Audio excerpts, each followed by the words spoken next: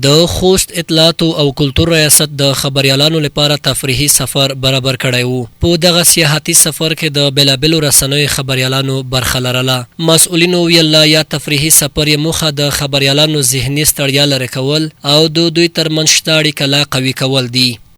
یا د برنامه چې د خوست اطلاعات او کلتور ریاست د اطلاعات امریت په نوښت رامنځته شوی و.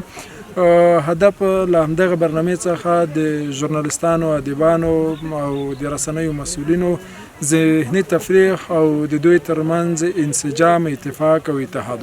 خبريالانو دغه ډول سیاحتي برنامې ډېرې ګټورې وبللې او زیاته کړه چې له دې لارې د خبريالانو ترمنځ شته یووالی نور هم محکم کېدای شي. دې ډول تفریحي سفرونو کې د رسنیو د همکارانو او د ترڅنګ د خبريالانو تګ راتګ او بېلابېلو سیمو ته د دوی تفریحي سفرونه یو ګټه دا ده چې دوی پر ذهني سیستم باندې ډېر مثبت تمرکز کوي، مثبت تاثیرات لري او په عین زمان کې د رسنیو ترمنځ شته هماهنګي، شته همغږي لا نور هم زیاتوي چې دا د رسنیو د راتلونکي لپاره یو ډېر ښه زیری بللی شو.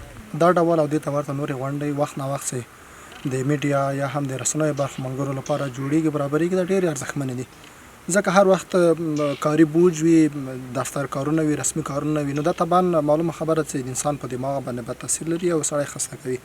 نو که چېرته دا ډول غونډې برابرېږي نه یوازې دا چې ذهني سکون به رامنځته کړي بلکې د خبريالانو ترمنځ به همغږي او انډیوالي او هغه مینه محبت به نوره هم لا زیاته شي چې دا د رسنیو په برخه کې ډېره مهمه ده.